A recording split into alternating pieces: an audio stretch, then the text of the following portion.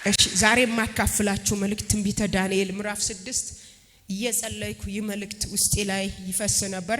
ምዕራፍ 6 ከቁጥር 25 ጀምሮ ያለውን ቃል አነባለሁ። እንደዚህ ይላል።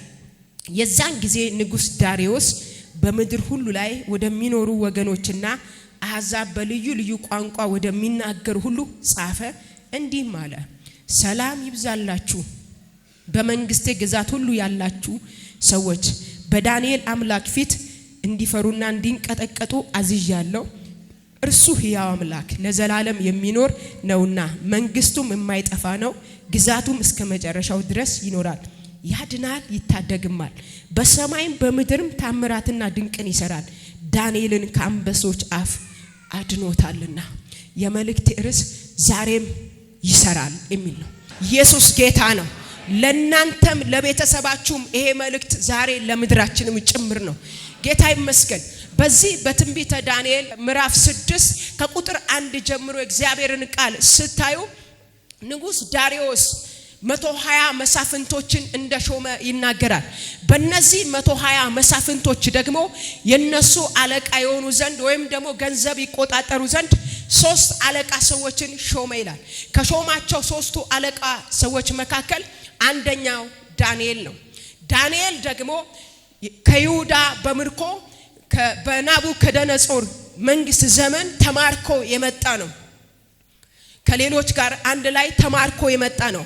ነገር ግን በዚህ በምዕራፍ 6 ላይ ስትመለከቱ ይህ በምርኮ ወደዚህ ምድር የመጣ ዳንኤል በ120 መሳፍንቶቹ ላይ አለቃ ይሆን ዘንድ 3 ሰዎችን ንጉሱ ሲሾም ከተሾሙት መካከል አንደኛው ዳንኤል ነው። ዳንኤል አጠቃላይ ከትንቢተ ዳንኤል ምዕራፍ 1 ጀምሮ ታሪኩን ስታጠኑ ዳንኤል እግዚአብሔርን በመፍራት የሚወጣ የሚገባ ደግሞ እግዚአብሔርን የሚያስከብር በህይወቱ በምልልሱ በሚበላው ምግብ ሳይቀር ተጠንቅቆ የሚኖር ወጣት ነው። ሚገርማችሁ ትንቢተ ዳንኤል ምዕራፍ 1 ላይ ስለ ዳንኤል ስታጠኑ ተማርኮ በመጣ ሰዓት በከለዳውያን ትምህርት ቤት የዛን አገር ጥበብ በሚማሩበት ሰዓት ከሚማሩ ሰዎች መካከል እሱ ይህ ለንጉስ የሚቀርበውን ምግብና መጠጥ አልበላም፣ ምክንያቱም እግዚአብሔርን በዚህ አልበድልም እያለ በዚህ መንገድ በመሄድ የንጉስን መብልና መጠጥ በመጠጣት በመጠቀም አረክስም እያለ እምቢ ብሎ የሚበላውን ምግብ የሚጠጣውን መጠጥ በንጉስ ዘንድ ተወዳጅ የሆነው በዛ አካባቢ በከለዳውያን በትምህርት ቤቱ በዩኒቨርሲቲው ተወዳጅ ተፈላጊ የሆነውን ምግብ ሳይቀር እግዚአብሔርን ካለማሳዘን የተነሳ እግዚአብሔርን ካለመበደል የተነሳ በልቡ በማሰብ የሚበላውን ምግብ አልበላም አልረክስም በማለት ለ10 ተከታታይ ቀናት ጥራጥሬ ብቻ በመብላት እግዚአብሔርን አስከብሮ ልዑል አምላክን በሚማርበት ትምህርት ቤት አሳይቶ የወጣ ነው። ዳንኤል በነበሩት ነገስታት አጠቃላይ በአንድ ንጉስ ዘመን ብቻ አይደለም፣ በነገስታት ዘመን የነገስታትን ህልም ይፈታ ነበር። በነገስታት ዘመን መጻፍቶቻቸው ይተረጉምላቸው ነበር። ዕውቀት አለው፣ ጥበብ አለው፣ ማስተዋል አለው። ከሌሎች ሁሉ ሞገስ ያለው ሰው ነው። ዳንኤል የብልጫ መንፈስ ያደረበት ትንቢተ ዳንኤል ምዕራፍ 1 ጀምሮ ነው። ይህ የብልጫ መንፈስ ምዕራፍ 6 ላይ መጥቶ ሌሎች ሰዎች እንዲነሱበት ሲያደርግ ታያላችሁ። ትንቢተ ዳንኤል ምዕራፍ 6 ላይ ዳሪዮስ 120 መሳፍንቶችን ከሾመ በኋላ ቅድም እንዳልኳችሁ 3ቱን አለቆች ሲሾም ዳንኤል ተሹሟል። ሚገርመው ከተሾሙት አለቆች መካከልና ከመሳፍንቶች መካከል ቁጥር 3 ላይ ምን ይላል? ዳንኤልም ይላል መልካም መንፈስ ስላለው መልካም መንፈስ ስለነበረበት በውስጡ መልካም መንፈስ ስላለው ከአለቆችም ከመሳፍንቶቹም ይልቅ በንጉሱ ፊት ሞገስ አግኝቷል። ስለዚህ ምን ይላል? ንጉሱም ይላል በመላው ግዛቱ ላይ አስተዳደር አድርጎ የበላይ አድርጎ መሪ አድርጎ ሊሾመው አሰበ ይላል። ምን ስላለው? መልካም መንፈስ ስላለው። ዛሬ መልካም መንፈስ ይሙላባችሁ። የቅናት መንፈስ ሳይሆን የእግዚአብሔር መንፈስ ይሙላባችሁ። የማሳደድ መንፈስ ሳይሆን የበረከት መንፈስ ይሙላባችሁ። እሺ መልካም መንፈስ ስላለው የሚገርማችሁ ከአለቆቹ ይልቅ ከመሳፍንቶቹ ይልቅ በንጉሱ ፊት ተቀባይነትን አገኘ። ንጉስም አየውና ለምን አለ በ120 መሳፍንቶች ብቻ ሳይሆን በሀገሪቱ ላይ ለምን አልሾመውም ብሎ አሰበ። ብሾመው ጥሩ ነው አለ። ምክንያቱም እውነትም ውጤታማ ያደርገዋል፣ ፍሬያማ ያደርገዋል። ምክንያቱም ዳንኤል መልካም መንፈስ ያለው ሰው ነው፣ ጥበበኛ ነው፣ አስተዋይ ነው፣ ዕውቀት ያለው ሰው ነው፣ ታማኝ ሰው ነው፣ በዛ ላይ መልካም መንፈስ አለበት። ስለዚህ ይሄንን የሰሙ መሳፍንቱና አለቆቹ ምን ብለው መከሩ? ቆይ አሉ፣ ከመሾሙ በፊት ንጉሥ ስፍራውን ከመስጠቱ በፊት ቦታውን ለመንጠቅ ሹመቱ እንዳይሾም ከፍታውን እንዳይዝ በንጉሥ ዘንድ ያገኘው ተቀባይነት እንዳይቀጥል እነሱ ያንን ቦታ ስለፈለጉ የቅናት መንፈስ ውስጣቸው ላይ ስለገቡ መከሩ። ምን ብለው መከሩ? ቆያሉ ሰበብ ይፈልጉበት ጀመረ። መሳፍንቶቹ አለቆቹ ሰበብ ይፈልጉ ጀመረ። አሁን ዳንኤል ላይ ሰበብ ሲፈልጉ ሊያገኙ የሚችሉት በእነሱ አስተሳሰብ በስራው ነው። ምክንያቱም ዳንኤል ተማርኮ የመጣ ነው። ንጉሱ ደግሞ ይወደዋል። ቅድም ብያቸዋለሁ፣ መልካም መንፈስ አለው። ያስቀመጠው ቦታ አለ አለቃ አድርጎ። አሁን በተሾመበት ስፍራ ሰበብ ይፈልጉበት ጀመር። ሲወጣ ሲገባ፣ ቢሮ ሲገባ ሲወጣ፣ በእያንዳንዱ ስፍራ ሰበብ ፈለጉ። ሰበብም ይላል አላገኙበትም። ግን የተቀመጠው ገንዘብ ቦታ ነው። ዳንኤል ግን ታማኝ ነበር ይላል። በባዕድ ምድር ተማርኮ የሄደ ምንም ሰበብ አላገኙበትም። እንዲያውም ምን ይላል እግዚአብሔር ቃል? ዳንኤልም ይላል ታማኝ ነበር። ከዛስ ስህተትና በደል አልተገኘበትም። ቢሮ ሲገባ ንጉሱ ባስቀመጠው ስፍራ ታማኝ ሆኖ ነው የሚሰራው። ምንም አይነት ስህተት የለበትም፣ ምንም አይነት በደል የለበትም። ግን እኮ ሀገሩ አይደለም፣ ህዝቡ አይደለም፣ ተማርኮ ነው ሄደው። ተማርኮ በሄደበት ምድር ግን በታማኝነት ይሰራል። ዛሬ እዚህ ጉባኤ ላላችሁ ዛሬም የሚሰራላችሁ ታማኞች ለሆናችሁ ነው። ስራ ቦታ ታማኝ ሁኑ፣ ቢሮ ታማኝ ሁኑ። እግዚአብሔር በሰጣችሁ መድረክ፣ እግዚአብሔር በሰጣችሁ ጉባኤ ላይ ታማኞች ሁኑ። እግዚአብሔር በሰጣችሁ ጊዜ ታማኞች ሁኑ። የግል ስራ ልትሰሩ ትችላላችሁ። እግዚአብሔር በከፈተላችሁ በር ታማኝ ሁኑ። ታማኝ ከሆናችሁ ጠላቶቻችሁ ያሴሩባችሁ ሴራ ሳይሆን እግዚአብሔር ተገልጦ ነገራችሁን ከፍ ያደርገዋል። ኢየሱስ ጌታ ነው። ሲያዩ እንግዲህ ያስባቸዋል። ዳንኤል ብቻውን ነው። እነሱ 120 መሳፍንት ናቸው። ከዳንኤል ጋር የተሾሙ ደግሞ 2 አለቆች አሉ። ሲወጣ ሲያጠኑት፣ ሲገባ ሲያጠኑት በምን መልኩ ዳንኤልን እንያዘው? ስራው ላይ ትጉ ነው፣ በደል የለበት፣ ስህተት የለበት። በንጉሱ ፊት የሚታይ ህይወት፣ የተገለጠ ህይወት አለው። የሚወቀስበት የሚከሰስበት ነገር የለው። በሁሉ አቅጣጫ ታማኝ ነው። በዚህ ሰዓት አዩ 1 ቀን አዩ፣ 2 ቀን አዩ፣ አላውቅም ለስንት ቀናት እንዳዩት ምንም ሰበብ አላገኙበትም ይላል። ከዛስ አንድ ሰበብ ተገኘበት። ይሄኛው ሰበብ ይገኝባችሁ። ሰዎች እናንተ ስትሰርቁ አያገኟችሁ፣ ስትዋሹ ስታታልሉ ጴንጤ ናት ነገር ግን ሌባ ናት ከመባል ያትርፋችሁ። አብዛኞቻችን ታማኞች አይደለንም። ለዛ መባረክ አልቻልንም። ቢሮ ስትገቡ ታማኝ ናችሁ? ስራ ቦታ ስትሄዱ ታማኝ ናችሁ? ምናልባት እንደ ዮሴፍ እንኳን ሰው ቤት እየሰራችሁ ሊሆን ይችላል። እየሰራችሁ ላላችሁበት ቤት ታማኝ ናችሁ? እግዚአብሔር ለሰጣችሁ አገልግሎት ላላችሁበት ቲም ኳየር ብትሆኑ፣ ዳይቆን ብትሆኑ፣ ፕሮግራም መሪ ብትሆኑ፣ አገልጋይ ሰባኪ ብትሆኑ ለእግዚአብሔር ሕዝብ ለእግዚአብሔር ታማኝ ናችሁ? እግዚአብሔር ህይወታችሁ ላይ የሚሰራው በክፉ ቀን ጣልቃ የሚገባላችሁ፣ በተደመደመ ቀን ጠላት ጨረስኩ ሲል እግዚአብሔር ጣልቃ ገብቶ ነገራችሁ ቢቀጥልላችሁ ታማኝ ለሆናችሁ ሰዎች ናችሁ። ታማኝ ካልሆናችሁ የእውነት እላለሁ እግዚአብሔር በእናንተ ጉዳይ ላይ ጣልቃ አይገባም። ምክንያቱም በጓዳ ያላስከበራችሁት እግዚአብሔር በአደባባይ አያከብራችሁ። አንዳንድ ሰው ቢሮ የሚገባው የሆነችዋን ፎርም ለመሙላት ነው። ሰዓቱን አርፍዶ ነው። አንዳንድ ሰው ለመውጣት ይቸኩላል፣ ለመግባት ይዘገያል።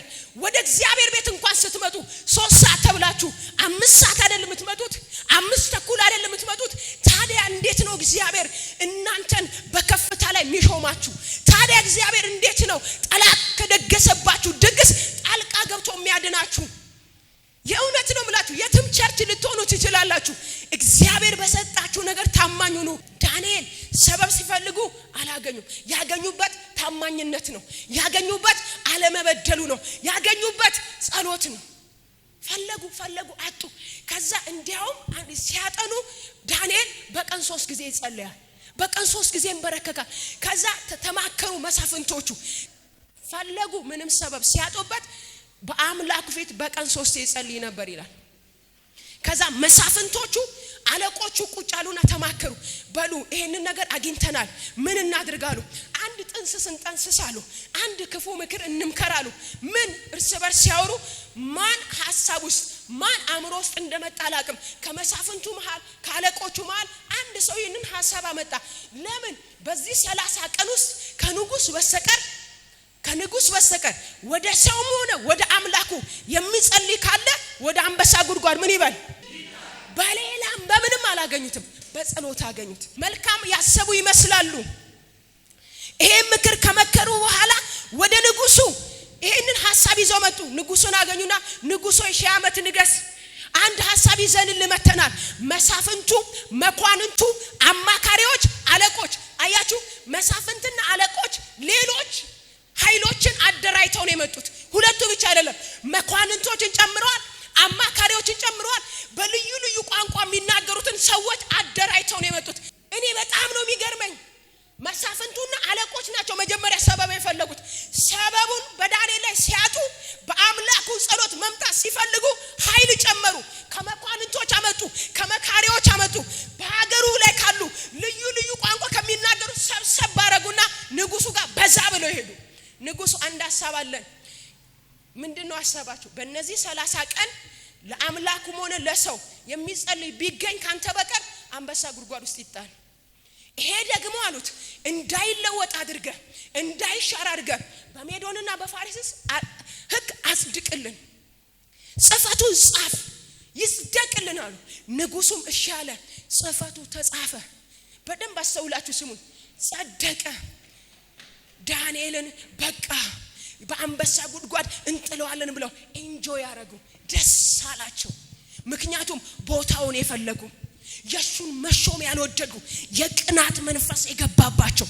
ዛሬ ምድሪቱ ላይ እንዲህ አይነት መንፈስ የሚያጠቃቸው አሉ።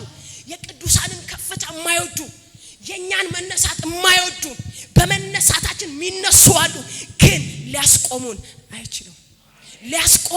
አይችሉም። አንተ ታማኙን እንጂ አንተ እግዚአብሔርን ፈልግ እንጂ ክፉ ሰበብ አይገኝብህ እንጂ በሌላ መስመር አትቁም እንጂ በእግዚአብሔር ሐሳብ ከመጡብህ እግዚአብሔር ራሱ ይዋጋቸዋል። ከዛ በኋላ ንጉሱ መታላቸው። በጣም የገረመኝ ነገር ንጉስ እዘዝ አሉት። ንጉሱም ይላል እግዚአብሔር ቃል፣ ንጉሱም ዳንኤልን በአንበሳ ጉድጓድ እንዲጣል ምን ይላል? አዘዘ ይላል። ከዛ በፊት ዳንኤል የንጉሱ ትእዛዝ እንደወጣ ጽፈቱም እንደተጻፈ በሰማ ጊዜ ይላል አንገቱን ደፋ አይልም፣ ተጨነቀ አይልም፣ ግራ ተጋባ አይልም፣ ከመሰዊያው ጎደል አይደለም፣ ወደ ቤቱ ሄደ ይላል።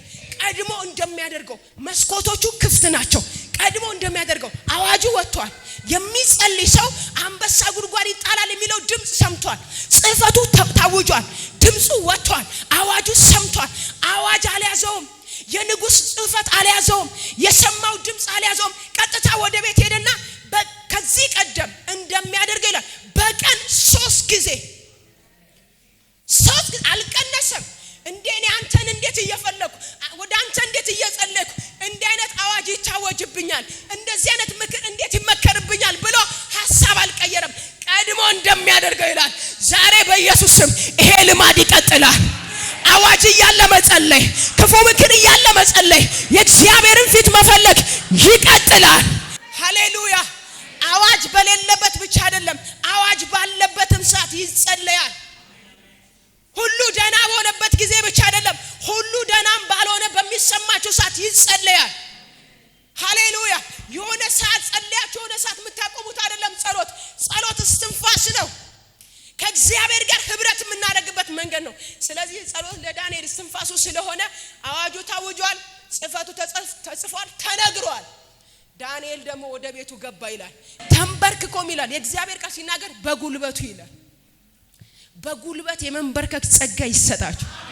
በጉልበቱ ተንበርክኮ ይላል ምን አለ ይላል? አመሰገነ።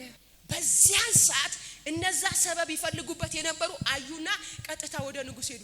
ንጉስ አሉት እንዴ የሚል አዋጅ አውጥተ ነበር። በእነዚህ 30 ቀናት ወደ ሰውም ወደ አምላኩም የሚጸልይ ካለ በአንበሳ ጉድጓድ ይጣል ብላ።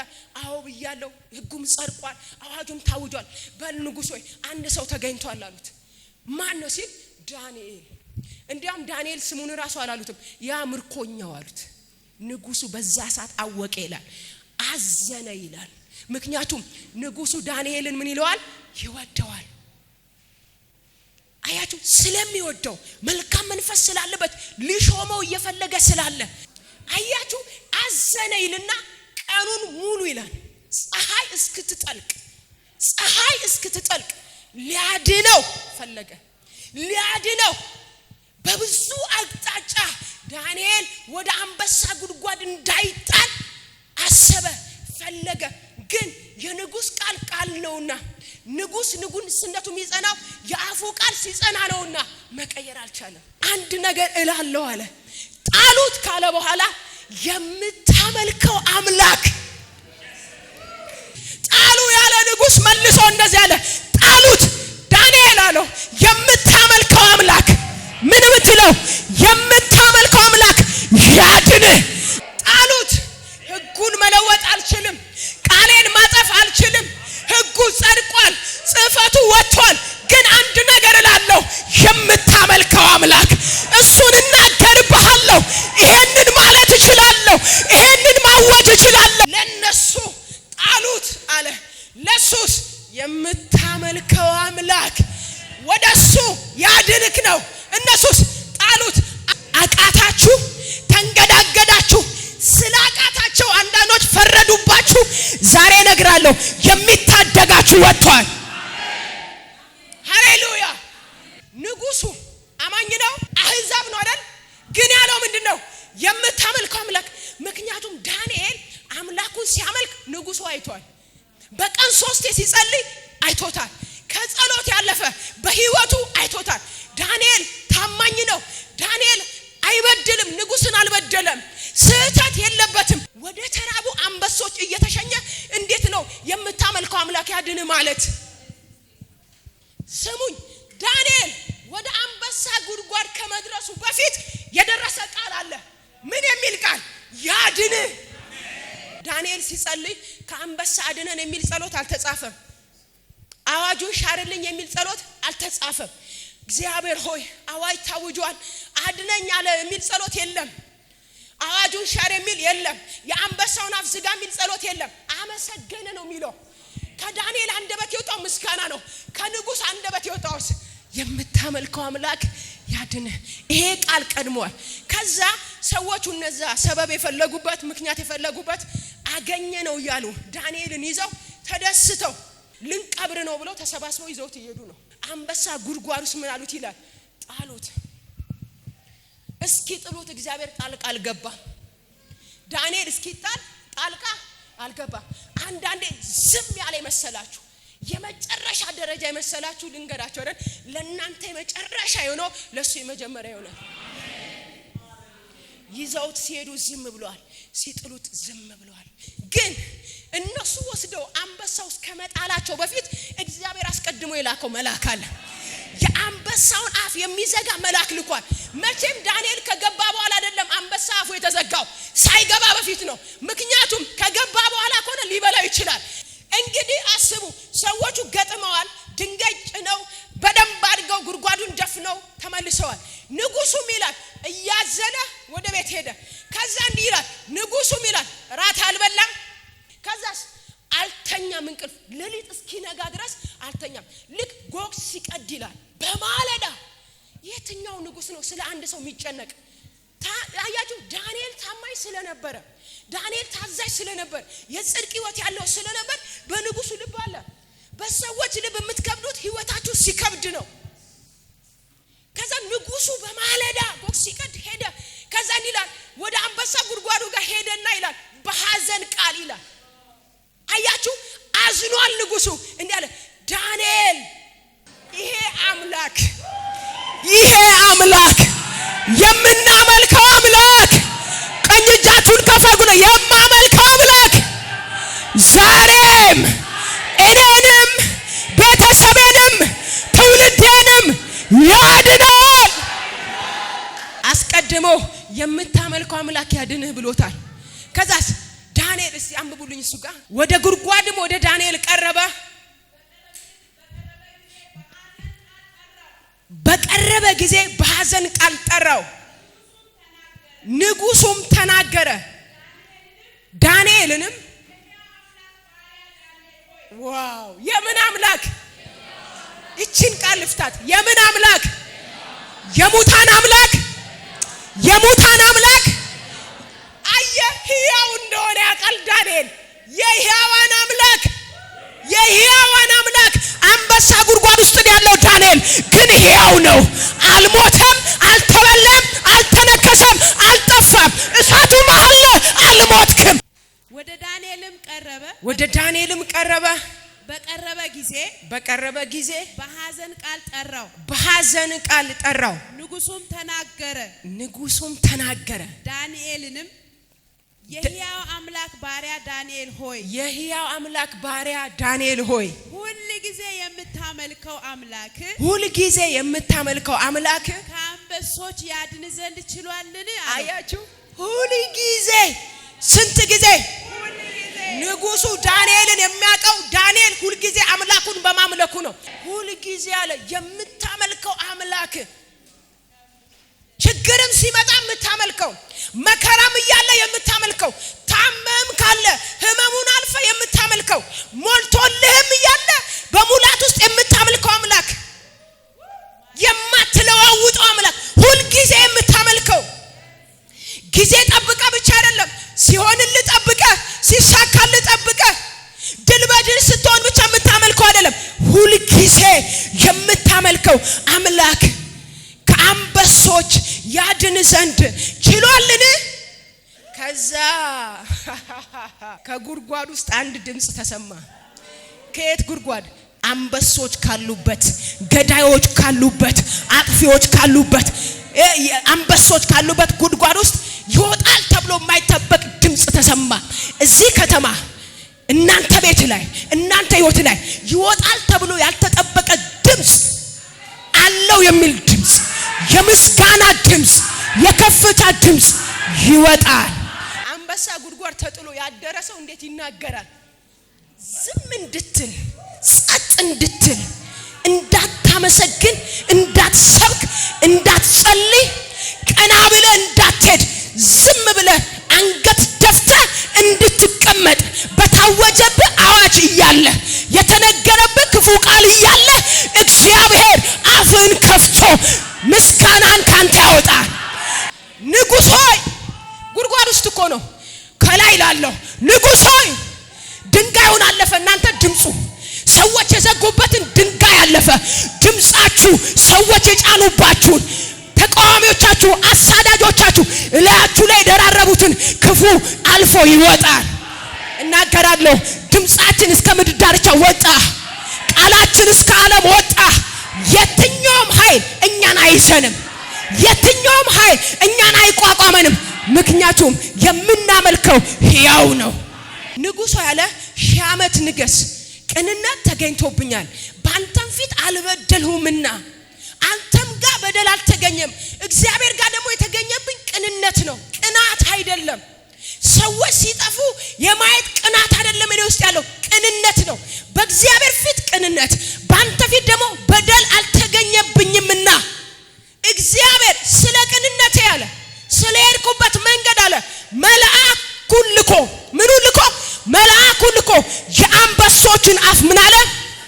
የአንበሶችን አፍ ምን አለ? ዳንኤልን የጣሉት በዳንኤል ላይ የቀኑበት ሰዎች የዳንኤልን ከፍታ የዳንኤልን ሹመት ጠልተው ቀንተው በጉድጓድ ውስጥ አምጥተው የጣሉት ሰዎች ዳንኤል እንዲበላ ዳንኤል ጉድጓድ ውስጥ እንዲቀር የዳንኤል የተጣለበትን የጉድጓዱን አፍ ነው በድንጋይ ዘጉት። እግዚአብሔር ደግሞ የሚያመልከው አምላክ ደግሞ መልአኩን ልኮ የአንበሶቹን አፍ። ሰይጣን ሁልጊዜ ስራው መኮረጅ ነው። እግዚአብሔር መልአክ ልኮ የአንበሶቹን አፍ ሲዘጋ ስላየ ሰዎቹ ደግሞ እናንተ ምን ታረጋላችሁ? ጉድጓዱን ዝጉ እንጂ አለ። አይደለም ጉድጓዱን ቀርቶ ደብል ጉድጓዱን ቢዘጉ ዳንኤል መውጣቱ አይቀርም። ምክንያቱም አዋጅን ሚሽር አምላክ አለ። ስለዚህ እንደዚህ ያለ ንጉሶ ያለ ከስር ሆኖ ሺህ ዓመት ንገስ አምላኬ መልአኩን ልኮ የአንበሶቹን አፍ ዘግቷል። አንዳችም እኔ በሰላም አድሬያለሁ፣ አንዳችም አልጎዱኝም። እንዴት ነው ሰው ከአንበሳ ጋር አድሮ ሳይጎዳ የሚወጣው? እግዚአብሔር አስቀድሞ መልአክ ልኮለት ዳንኤል 4 ነገር ህይወቱን ላሳያችሁ። ዳንኤል የሁሉ ታምር ሲሆንለት የአንበሳው አፍ የተዘጋለት ከተጣለበት አንበሳ ጉድጓድ በሰላም የወጣው የመጀመሪያ ዳንኤል የጸሎት ሰው ነው። የመጀመሪያ በቀን 3 ጊዜ የሚጸልይ እዛው ትንቢተ ዳንኤል ምዕራፍ 6 ቁጥር 10 ላይ በቀን 3 ይጸልያል። ቅድም ነግሬያችሁ የመጀመሪያ እናንተ ጸልዩ፣ እግዚአብሔር እናንተ ሊውጥ ያለውን አፉን ይዘጋዋል። አንቺ ጸልይ፣ ባንቺ ላይ የሚመከረውን ክፉ ምክር ያፈርሰዋል። ዳንኤል የመጀመሪያ ህይወቱ የጸሎት ህይወት ነው። ሁለተኛ ዳንኤል የምስጋና ህይወት አለው። ሲንበረከክ አልቅሶ አይደለም የሚነሳው፣ አመስግኖ ነው። ብዙ ሰው ስራቱ የማይፈታለት ከምስጋና ይልቅ ለቅሶ ያበዛል። እግዚአብሔር ደግሞ የሚንቀሳቀሰው እግዚአብሔር ደግሞ ስራቱን የሚሰራው በምስጋና እንጂ በለቅሶ አይደለም። ዳንኤል አመስጋኝ ነው። ሶስተኛ ዳንኤል ታማኝ ነው ይላል እግዚአብሔር ቃል እዛው ትንቢተ ዳንኤል 4 ላይ ስታዩ ዳንኤልም ታማኝ ሰው ነው። አራተኛ ዳንኤል ቅን ሰው ነው። ምንድነው ያለው? ቅንነት ተገኝቶብኛል። በማን ፊት? በአምላኬ ፊት። በእግዚአብሔር ፊት ቅንነት አላችሁ። በቅናት የተሞላ ህይወት ካላችሁ ለህይወታችሁ ለናንተም ለዘራችሁ መልካም አይደለም። ቅንነት ካላችሁ ከተጣላችሁበት ትነሳላችሁ፣ ከወደቃችሁበት ትነሳላችሁ። ይሄ ህይወት ዛሬ ብቻላችሁ